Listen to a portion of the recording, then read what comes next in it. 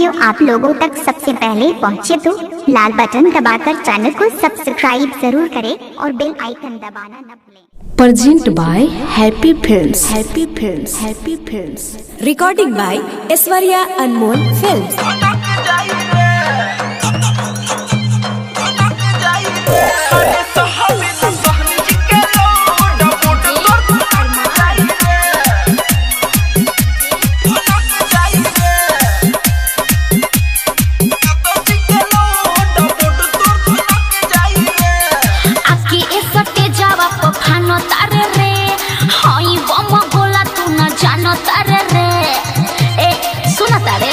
अरे तो सब बुझता नहीं आके एकटे जावा पफानो तारे रे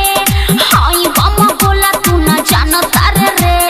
छुआ बे सजार जइबे देही के नस तो झनक जाई रे छुआ बे सजार जइबे देही के नस तो झनक जाई रे अरे सहबे ना सहनी जी के लोड बोड तोर धनक जाई रे अरे सहबे ना यादव जी के लोड बोड तोर धनक जाई रे अरे सहबे ना सिंह जी के लोड बोड तोर धनक जाई रे प्रेजेंट बाय हैप्पी फिल्म्स।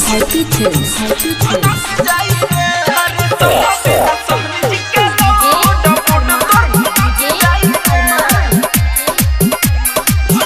जाई रे काहे पाजा में धरेले तो हंस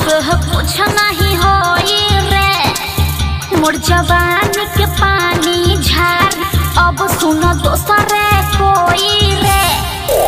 तोरा देहे के पानी सब झर जाई रे पसवान जी के लइका जब चढ़ जाई रे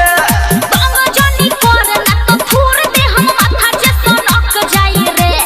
बांग जनी कर ना तो थूर दे हम माथा जे सनक जाई रे अरे सहनी जी के सहबे ना लोड बोड तोर धनक जाई रे अरे सहबे ना यादव जी के लोड बोड तोर धनक जाई रे अरे सहबे ना सिंह जी के लोड बोड तोर धनक जाई रे प्रेजेंट बाय हैप्पी फिल्म्स। जाई रे अरे सहबे ना सहनी जी के लोड बोड तोर जाई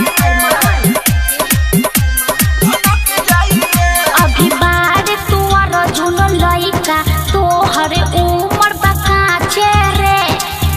नहीं टिकबे हमारा आगे बतिया कहिल साचे रे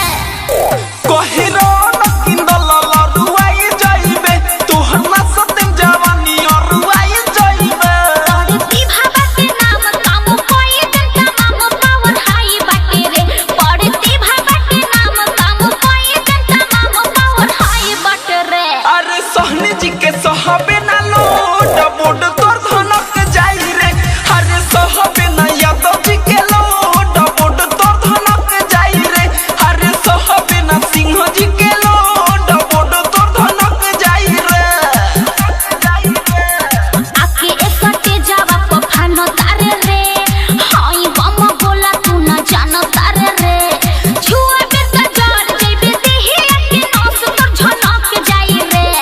छुआ बे सजार जइबे देही के नस तो झनक जाई रे अरे सहबे ना जइया के लोड बोड तोर धनक जाई रे अरे सहबे ना देवेंद्र के लोड बोड तोर धनक जाई रे अनमोलावा के सहबे ना लोड बोड तोर धनक जाई रे recording by Aishwarya Anmol films.